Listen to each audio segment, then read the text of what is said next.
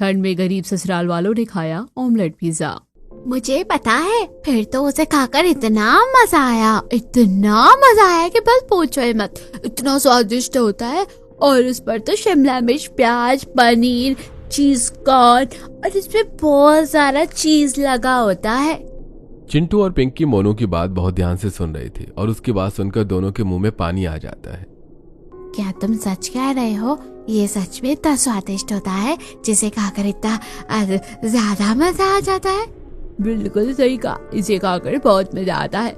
मुझे तो बहुत स्वादिष्ट लगता है। इससे ज्यादा स्वादिष्ट चीज तो मैंने आज तक नहीं खाई। इसका नाम क्या है? क्या बताया था तुमने? पिज्जा? अरे नहीं बुद्धू, पिज्जा नाम होता है इसका, पिज्जा। अच्छा, इसे पिज्जा कहते हैं, लेकिन हमने तो आज तक इसका नाम भी नहीं सुना था और नहीं कभी देखा है कि ये दिखने में कैसा होता है।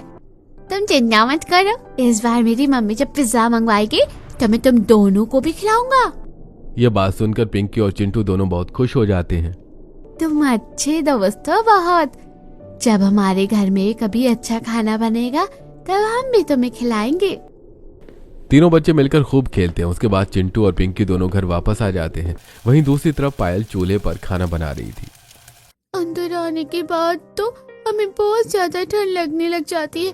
बाहर बिल्कुल सही लग रहा था, बाहर इतनी ठंड नहीं लग रही थी। तुमने बिल्कुल सही कहा, बाहर इतनी ठंड नहीं थी और अंदर आते ही हमें ठंड लगने लग जाती है। पता नहीं ऐसा क्यों होता है। क्योंकि प्यारे बच्चों, तुम दोनों बाहर भाग दौड़ करते हो और खेलते हो, जिसकी वजह से शरीर में गर्मी आ जाती है और पसीने भी आते हैं, तो हमें थोड़ी सी गर्मी लगती है। लेकिन जब हम एक जगह पर बैठ जाते हैं और ठंडी ठंडी हवा घर के अंदर आ रही होती है, तो इस वजह से हमें घर के अंदर ठंड लगती है। वेरी गुड बुआ, आपने बहुत अच्छा जवाब दिया। हमें तो ये बात पहले से ही पता थी। हम तो बस देख रहे थे कि क्या आपको इस बारे में पता है या नहीं। ओहो, देखो तो जरा पिंकी कैसी बातें कर रही है, कितनी चालाकी कर रही है। अब आपसे ही तो सीखा है बुआ। हे भगवान, सच में आजकल के बच्चों से तो निपटना तो बहुत ज्यादा मुश्किल है। बच्चे मन के सच्चे, इनके आगे कोई नहीं जीत सकता। अच्छा चलो बच्चों, तुम अभी बाहर से खेल कर आ रहे हो ना, जल्दी से हाथ मुंह धो लो, उसके बाद मैं सबके लिए खाना भी लगा दूंगी। उसके बाद पिंकी और चिंटू हाथ धो लेते हैं और सभी खाना खाने बैठ जाते हैं। जैसे पायल सभी को थाली में चावल दाल के साथ एक एक रोटी परोसती है, तो ये खाना देखकर सभी का मुंह बन जाता है। बहू, मेरी थाली में से तो आधा खाना निकाल ले। रोज रोज ऐसा खाने का बिल्कुल भी मन ही नहीं करता। मैं तो पक चुका हूँ सच में। अजी, अब इस तरह से बोलने का क्या ही फायदा। अभी जिस तरह के हमारे हालात है उस तरह से हमें काम चलाना ही होगा। हम शौक से तो ऐसा नहीं कर रहे ना, हमारी मजबूरी है ऐसा खाना खाना। कम से कम हमें 2 वक्त का खाना तो नसीब हो रहा है, वही बहुत बड़ी बात है। हाँ, भाग्यवान मैं समझता हूँ, लेकिन कब तक इंसान एक ही तरह का खाना खाता रहेगा? अरे कभी न कभी तो इंसान का मन भर ही जाता है ना। कोई बात नहीं जी, अब खाना खाना शुरू कीजिए। बाकी सबने तो बस पहला निवाला खाया ही था कि तभी पिंकी और चिंटू के भी नखरे शुरू हो जाते हैं। मम्मी, मेरा भी सच में ऐसा खाना खाने का बिल्कुल भी मन नहीं कर रहा। हर रोज हम बस यही दाल चावल खाते हैं। हाँ मम्मी, मेरा भी दाल चावल खाने का बिल्कुल मन नहीं कर रहा। हम पता नहीं कितने दिनों से बिल्कुल यही खाना खा रहे हैं। आप हमारे लिए कभी कुछ अलग क्यों नहीं बना देते हो? कम से कम कभी आलू के पराठे बना दिया करो। हाँ मम्मी, स्कूल में भी सब बच्चे अलग अलग तरह का खाना लेकर आते हैं, लेकिन हम तो हर रोज बस वही दाल चावल लेकर आते हैं। देखा, आपने ऐसा कहना शुरू किया है तो आपको देखकर अब बच्चे भी जिद कर रहे हैं। आपको ऐसा नहीं कहना चाहिए था। मैं क्या करता, मैंने तो सच ही कहा था। अच्छा ठीक है बेटा, तुम दोनों कह रहे तो मैं बना दूंगी। अभी तो तुम चुपचाप खा लो। मेरा तो खाने का बिल्कुल भी मन नहीं कर रहा है। ऐसा खाना देखकर तो मेरी भूख ही मिट गई। आप भी मोनू की मम्मी की तरह हमारे लिए कभी पिज्जा क्यों नहीं मंगवा देती हो? पिज्जा? लेकिन ये पिज्जा क्या होता है? दादी, मोनू बता रहा था कि पिज्जा बहुत ही स्वादिष्ट खाना होता है। ऐसा बड़ा सा गोल होता है और उसके अंदर पनीर भी होता है और इसमें बहुत सारा चीज भी लगा होता है। चीज तो बहुत स्वादिष्ट होता है। मैंने एक बार स्कूल में जब मोनू का चीज का सैंडविच लेकर आया था ना, तब खाया था, बहुत अच्छा लग रहा था। हाँ, और आपको पता है सैंडविच में भी तो फिर भी थोड़ा सा ही चीज होता है, लेकिन मोनू बता रहा था कि पिज्जा में तो बहुत सारा चीज भर भर के डाला जाता है, जिसे खाकर बहुत अच्छा लगता है। अच्छा बेटा, लेकिन ऐसी बात है तो मैंने तो कभी ब्रेड का सैंडविच नहीं खाया और यहाँ तक कि मैंने चीज भी नहीं खाया, तो मुझे कैसे पता है कि वो कितना स्वादिष्ट होगा कि कितना नहीं। मैंने भी तो चीज को एक ही बार खाया है, लेकिन पिज्जा तो कभी नहीं खाया। इसलिए तो कह रहा हूँ बुआ कि हम सबको भी पिज्जा मंगाना चाहिए, एक बार तो खाकर देखना चाहिए आखिर ये कितना स्वादिष्ट होता है। मोनू ने भी कहा है कि एक बार हम पिज्जा खाएंगे तो हमेशा बस खाते ही रह जाएंगे, इसलिए हमें एक बार खाकर जरूर देखना चाहिए। खाकर तो देखना चाहिए, लेकिन बेटा हमारे पास इतने पैसे भी तो नहीं है कि हम ऐसा कर सके। चलो अब चुपचाप खाना खा लो। शांति के कहने पर सभी जैसा मन होता है वैसा खाना खाकर सोने की तैयारी शुरू करते हैं, लेकिन उनके घर के हालात बिल्कुल भी ठीक नहीं थे, इसलिए सभी ठंड में भी जमीन पर सो रहे थे। बेटा आज तो बहुत ठंड है, मुझे नहीं लगता कि इस तरह से हमारा काम चलेगा। भले ही हमने बोरी तो गर्म बिछा दी है, लेकिन हमारी रजाई तो बिल्कुल पतली हो रखी है और ये अब भी फट भी गई है, इसमें हमारी ठंड बिल्कुल भी नहीं रुकने वाली। मम्मी जी मैंने इसे थोड़ा थोड़ा तो सिल दिया है, बस आज रात आप बस काम चला लीजिए, कल मैं फिर से और गर्म बोरी लेकर आऊंगी और उसके बाद उसे रजाई के ऊपर लगा दूंगी, जिसके बाद हमें थोड़ी राहत मिलेगी। हाँ ये आइडिया बिल्कुल सही रहेगा, अब इसके अलावा हमारे पास और कोई भी चारा नहीं है। अरे लेकिन अभी भी ठंड लग रही है और ठंड के मारी कपकपी छूट रही है। अभी तो हमें कुछ न कुछ तो करना ही होगा, वरना ऐसे तो तबीयत खराब हो जाएगी। मुझसे तो ठीक से लेटा भी नहीं जा रहा है, अरे कुछ तो करो। तब पायल एक तसले में लकड़ियां लाकर आग जला देती है, जिसकी वजह से घर वालों को थोड़ी सी राहत मिलती है और उसके बाद सभी सो जाते हैं। लेकिन पायल, चलो एक बार मुर्गियों को भी जाकर देख लेती हूँ, उन्हें दाना डालना है या नहीं। पायल अपने आंगन में थोड़ा सा मुर्गी पालन भी करती थी और उनके अंडे बेचा करती थी। उनके पिंजरे के पास पायल जाती है और चारों तरफ उन्हें घास और बोरी से ढक देती है ताकि उन्हें ठंड न लगे। आज तो बहुत ज्यादा ठंड है, शुक्र है मैंने ज्यादा बोरी ले ली थी, वरना इन मुर्गियों को तो आज बहुत ही ज्यादा ठंड लगती। आज तो बड़ी कड़ाके की हवा चल रही है। वहीं दूसरी तरफ रोहन लेट नाइट तक फैक्ट्री में काम कर रहा था। चलो बस हमारा काम होने वाला है, अब बस थोड़ा सा ही रह गया है। हाँ बिल्कुल, आखिरकार हमारा काम हो गया है। लेट तक काम करने का कुछ तो फायदा हुआ, अब कुछ तो एक्स्ट्रा पैसे मिल ही जाएंगे। दोनों देर रात तक रुककर एक्स्ट्रा काम कर रहे थे। उसके बाद वहां पर उनका सेठ आता है, जो आज उनका काम देखकर थोड़ा खुश हो जाता है। अरे भाई चलो, आज तो तुमने बहुत ही अच्छा काम किया है। हाँ, आज तो तुमने कल से भी बहुत ज्यादा अच्छा काम निपटा दिया। इस तरह तो हमारा ऑर्डर एक हफ्ते में पूरा हो जाएगा और ज्यादा खर्चा भी नहीं लगेगा। तुम दोनों की मेहनत रंग लाई भाई। अब सेठ दोनों को एक्स्ट्रा 200 रुपए दे देता है। आपका बहुत बहुत शुक्रिया सेठ जी। अब दोनों सारा काम खत्म करने के बाद घर वापस आ जाते हैं और उसके बाद पायल रोहन को खाना देती है और खाना खाकर वो भी सो जाते हैं। इस तरह उनकी दिनचर्या चलती थी। अगले दिन स्कूल में जब पिंकी और चिंटू जाते हैं, तब जब लंच टाइम होता है तो दोनों आराम से बैठकर अपना लंच कर रहे थे। अरे देखो तो इन गरीब फटीचरों को, आज फिर से वही बासी खाना लेकर आए हैं। इनके टिफिन में तो हर रोज वही खाना मिलता है। मुझे तो लगता है एक साल भर का खाना एक दिन में ही बना लेते हैं। ये बात सुनकर सभी बच्चे पिंकी और चिंटू का मजाक उड़ाते हुए हंसते हैं। बिल्कुल, इन दोनों के पास आते ही मुझे तो इन दोनों के अंदर से गरीबी की बदबू आने लगती है। चुप हो जाओ, मेरे बारे में ऐसा बोलने की जरूरत नहीं है। चिंटू के जवाब देने के बाद राजू को गुस्सा आ जाता है और वो चिंटू के पास जाकर, तेरी इतनी हिम्मत कैसे हुई कि तू हमें उल्टा बोल रहा है? रुक जा, अभी तुझे सबक सिखाता हूँ। राजू चिंटू को मारने की कोशिश करता है। तभी उनकी क्लास में मैम आ जाती हैं, जिसकी वजह से वो पीछे हट जाता है और अपनी सीट पर जाकर बैठ जाता है। राजू, मैंने सब देख लिया, आगे से तुमने इन्हें परेशान करने की कोशिश की ना तो देख लेना, अच्छा नहीं होगा। Okay ma'am, sorry. उसके बाद निधि दोनों बच्चों को एक एक आलू का पराठा दे देती है। निधि अक्सर दोनों बच्चों की मदद करती थी क्योंकि वो उनके हालात समझती थी। पराठा खाकर दोनों बच्चे खुश हो जाते हैं। थैंक यू मैम, आप बहुत अच्छी हो। इस तरह हर कोई गरीब बच्चों को परेशान करता था। उस दिन बच्चे घर जाकर आंगन में खेल रहे थे। दोनों बच्चे पकड़म पकड़ाई खेल रहे थे। तभी वहीं बगल वाले घर में एक डिलीवरी वाला आता है। उनकी बैल बजाने पर नेहा दरवाजा खोलती है। लीजिए मैम आपका pizza. Oh thank you so much, ये रहे आपके पैसे। डिलीवरी वाला पिज्जा देकर वहां से चला जाता है। तभी अंदर से मोनू भी दौड़ता हुआ आता है। मम्मी मम्मी, क्या हमारा पिज्जा आ गया है? हाँ बेटा आ गया है, तुम चलो अंदर, मैं अभी तुम्हें दे देती हूँ। उसके बाद मोनू अंदर चला जाता है, लेकिन चिंटू और पिंकी एक टक बस नेहा के हाथ में पिज्जा के बॉक्स को ही देख रहे थे।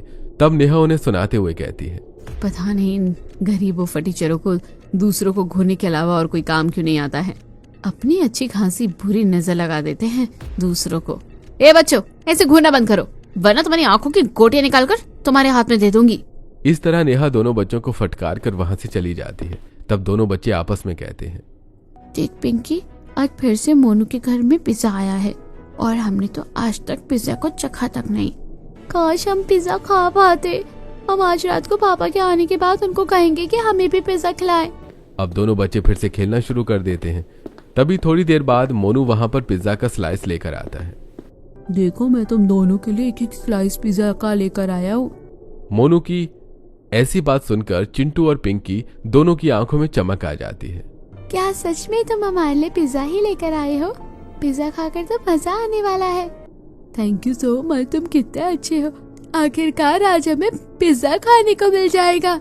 मोनू ने दोनों को एक एक स्लाइस पिज्जा दिया ही था और दोनों जैसे ही पिज्जा खाने जाते हैं तभी वहां पर नेहा आ जाती है और दोनों के हाथ से पिज्जा छीन लेती है। अभी तुम दोनों के कान के नीचे लगाऊंगी एक एक। तुम दोनों की इतनी हिम्मत कि तुम मेरे बेटे से हमारे ही घर से हमारा इतना महंगा पिज्जा मंगवा रहे हो। तुम दोनों की इतनी औकात नहीं है कि तुम इस महंगे पिज्जा को खा सको। और तुम मोनू, तुम्हें किसने कहा था यहाँ पर पिज्जा लेकर आने को? मुझे पता है, जरूर इन दोनों फटीचरों ने तुम्हें कहा होगा ऐसा करने के लिए। नेहा के चिल्लाने पर दोनों बच्चे बेचारे डर और सहम जाते हैं। नहीं आंटी, हमने मोनू को कुछ भी नहीं कहा था। हाँ बिल्कुल, हमने कुछ नहीं कहा था। हाँ मम्मी, चिंटू और पिंकी बिल्कुल सही कह रहे हैं। इन दोनों ने ऐसा कुछ भी नहीं कहा। मैं तो अपनी मर्जी से उनके लिए लेकर आया था। चुप करो, मैं सब जानती हूँ तुम लोगों को। तुम्हारे माँ बाप की तो हैसियत ही नहीं है तुम्हें कुछ खिलाने की, और दूसरों के घर से तुम खाना मांगते हो। इतना कहकर नेहा वहां से चली जाती है और जब शांति ये सब आकर सुनती है तो वो गुस्से में भड़क जाती है। इस बहू को बस दूसरों को ही नीचा दिखाना आता है। चलो बच्चों, तुम दोनों अंदर चलो, कोई जरूरत नहीं है आज के बाद उनके साथ खेलने की। घर के अंदर जाने के बाद जब ये सारी बात पायल को पता चलती है तो उसे बहुत दुख होता है। हमारी वजह से हमारे बच्चों को कितना कुछ झेलना पड़ता है। काश मैं भी अपने बच्चों के लिए कुछ अच्छा कर पाती। इस तरह दिन गुजर रहे थे। गरीब परिवार भी जैसे तैसे अपना गुजारा कर रहा था। रोहन अपनी तनख्वाह लाकर पायल को देता है। ये लो पायल, पैसे, इन्हीं से अब तुम्हें इस महीने का घर का खर्च निकालना है। अभी तो हमें दुकानदार को भी पिछले महीने का हिसाब किताब चुकाना है। आज जाकर सारा क्लियर करके आऊंगी। थोड़ी देर बाद पायल किराने की दुकान पर जाती है और पिछला हिसाब चुकाकर सामान लेने को कहती है। भैया 5 किलो आटा और 2 किलो दाल दे दीजिए। अरे भाई, तुम्हारा पिछला हिसाब किताब चुकाने का क्या फायदा हुआ जब तुमने अब फिर से उधार राशन ले लिया है? तुम्हारा तो हमेशा यही चलता रहता है, कोई नई बात नहीं है। पता नहीं इसके पैसे कितने दिन बाद जाकर मिलेंगे। पहले दुकानदार खरी खोटी सुनाकर पायल को जलील करता है, उसके बाद जाकर उसे वो सारा सामान देता है, जिसकी वजह से पायल को शर्मिंदा होना पड़ता है। पायल राशन लेकर घर आ जाती है और फिर से सभी के लिए खाने में दाल रोटी बना देती है। जब सब खाना खाने बैठते हैं तो सबका मुंह बन जाता है। मम्मी, आज फिर से आपने हमारे लिए दाल रोटी बना दिया। हमारा बिल्कुल मन नहीं है दाल रोटी खाने का। हाँ मम्मी, मेरा भी मन नहीं कर रहा दाल रोटी खाने का। हमें पिज्जा खाना है। मोनू हमारे लिए पिज्जा लेकर आया था, लेकिन बस हम उसे खाने ही वाले थे। लेकिन बस हम उसे खा नहीं सके। लेकिन उसकी खुशबू बहुत अच्छी थी और दिखने में वो बहुत ही लाजवाब दिख रहा था। हाँ बेटा, मैं तुम्हें कभी बाद में पिज्जा खिला दूंगी। अभी तुम इस तरह खाने का अपमान मत करो। सामने खाना रखा है और चुपचाप खाना खा लो। नहीं, हमें नहीं खाना है खाना। हमें पिज्जा खाना है। पिज्जा खाना है तो बस पिज्जा ही खाना है, उसके अलावा हमें और कुछ नहीं खाना। आप हमेशा ऐसे झूठ बोलती रहती हो। देखो चिंटू, इस तरह से गलत जिद नहीं करते हैं। चुपचाप खाना खा लो। मम्मी, हम कोई गलत जिद नहीं कर रहे हैं, हम सही कह रहे हैं। हमें पिज्जा खाना है। आज हमें पिज्जा खिलाओ, वरना हम खाना नहीं खाएंगे। जब पायल के समझाने पर भी दोनों बच्चे नहीं मानते और अपनी जिद नहीं छोड़ते तब उसे गुस्सा आ जाता है और वो गुस्से में भड़कते हुए कहती है, बस बहुत हो गया। अगर तुमने अभी अपनी जिद नहीं छोड़ी तो अभी एक एक कान के नीचे लगा दूंगी तुम्हारे। फिर रोते रहना और खाना भी नहीं दूंगी कई दिन तक। तुम्हें समझ नहीं आती एक छोटी सी बात भी? हमेशा इस तरह बस जिद करते रहते हो। पायल से डांट सुनने के बाद दोनों बच्चे रोने लगते हैं। आप बहुत बुरी मम्मी हो। आप हमें कभी प्यार नहीं करती, हमेशा बस डांटती रहती हो। हमें कभी अच्छी चीज नहीं खिलाती हो, बस रोज सूखी दाल रोटी दे देती हो जो खाने में बिल्कुल भी स्वादिष्ट नहीं लगते। हाँ, स्कूल में सब बच्चे पिज्जा लेकर आते हैं और यहाँ तक कि मोनू भी हर रोज पिज्जा खाता है, लेकिन हमें कभी पिज्जा खाने को नहीं मिलता। हमें तो पता भी नहीं कि वो खाने में कैसा होता है। दोनों बच्चों को रोता देखकर शांति और रोहन को भी बहुत बुरा लगता है। बस करो मेरे दोनों लाडले बच्चों, तुम दोनों तो बहुत अच्छे हो ना। तुम दोनों को समझना चाहिए, अभी तुम्हारी मम्मी के पास पैसे नहीं हैं। शांति के समझाने पर भी जब दोनों बच्चे चुप नहीं हो रहे थे तब रोहन कहता है, कोई बात नहीं बच्चों, अब तुम दोनों चुप हो जाओ। मैं आज तुम्हारे लिए कोशिश करूंगा कि पिज्जा लेकर आऊं। ये बात सुनते ही दोनों बच्चे चुप हो जाते हैं और खुशी से कहते हैं, क्या सच में आप हमारे लिए पिज्जा लेकर आएंगे? हाँ, फिर तो मजा आएगा, फिर हम पिज्जा खाएंगे। ये इस तरह दोनों बच्चे खुश हो जाते हैं और उसके बाद खाना खाकर सभी अपने अपने काम पर चले जाते हैं। पायल भी बाहर मुर्गियों को दाना डाल रही थी। लो चलो अच्छे से अपना खाना खत्म कर लो, उसके बाद तुम्हें फिर से पिंजरे के अंदर जाना है और थोड़ी देर आराम करना है। बहुत देर हो गई सुबह से, बहुत बाहर घूम रहे हो, काफी सर्दी हो रही है वरना ठंड लग जाएगी। मुर्गियां दाना खा रही थी तब रिया कहती है, ये मुर्गियां तो आपकी बात बहुत अच्छे से सुनती है भाभी। जब हम बहुत समय से किसी के साथ रहते हैं ना और उन्हें प्यार से रखते हैं तो फिर चाहे कोई भी हो, फिर वो सारी बातों को आसानी से समझ जाता है। वहीं दूसरी तरफ कुछ दिन बाद जब मोनू का बर्थडे था तब शीला इनविटेशन देने के लिए शांति के घर पर आती है। अरे शांति, मेरे पोते का जन्मदिन है तो आज शाम को हमारे घर पर ही खाना खाने आना।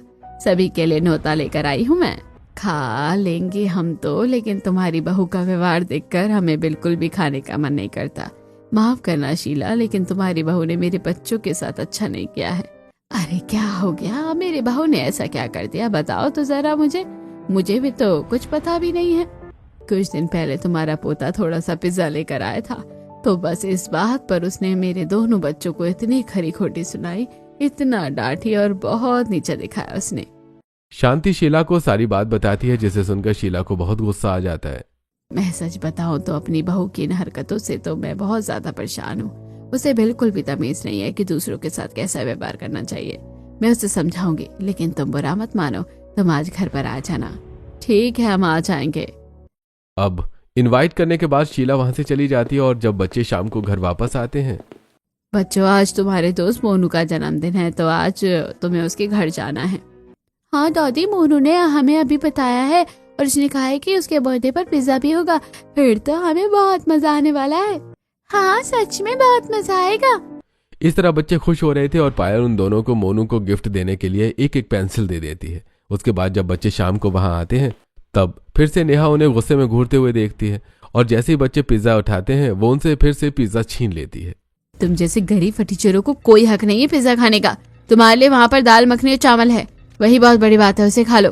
तोहफे में एक नकली सा तोहफा लेकर आ गए हो, एक पेंसिल। भला ऐसा तोहफा कौन देता है?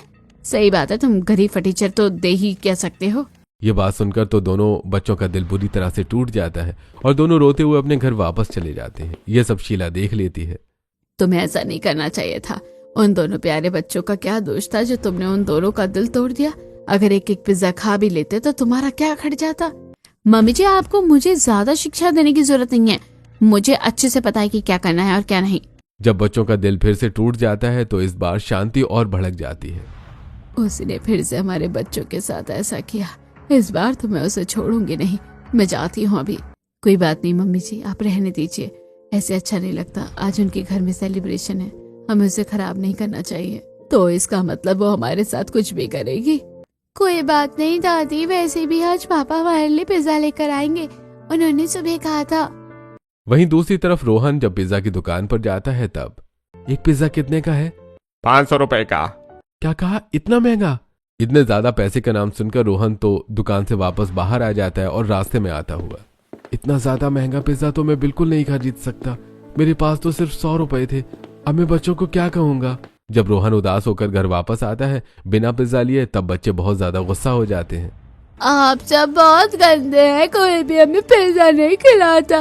और बच्चे रोते हुए सो जाते हैं। तब अब बस बहुत हो गया, मैं बच्चों को इस तरह उदास नहीं देख सकती। इन्हें पिज्जा खाना है तो मैं खिला कर रहूंगी, लेकिन भाभी कैसे, बस देखती जाओ। अब अगले दिन सुबह पायल अपने कुछ बचे हुए पैसों से थोड़ा सा चीज लेकर आती है और आने के बाद आटा गूंथती है और उसके बाद रिया, अब तुम एक काम करो, जल्दी से बाहर से अंडे लेकर आओ, मैं आज सबके लिए ऑमलेट पिज्जा बनाऊंगी। क्या कहा भाभी, आपने ऑमलेट पिज्जा बनाएंगी? लेकिन आज तक तो मैंने ऑमलेट पिज्जा कभी नहीं देखा है।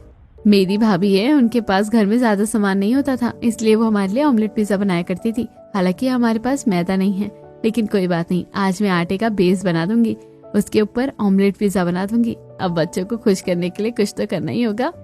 रिया बाहर आंगन में अपनी मुर्गी के पास से 4-5 अंडे उठाकर अंदर ले जाती है। उसके बाद पायल आटा गूंथने के बाद उसका गोल गोल बेस तैयार कर लेती है और एक छोटी सी प्लेट में रख देती है। और साथ में बैठी रिया प्याज, टमाटर और मिर्च काट रही थी। फिर वहीं दूसरी तरफ एक कटोरे में अंडे तोड़ने के बाद पायल उसके अंदर सारे मिर्च मसाले डाल देती है। उसे अच्छे से फेंटने के बाद चूल्हा जलाने के बाद उसके ऊपर पैन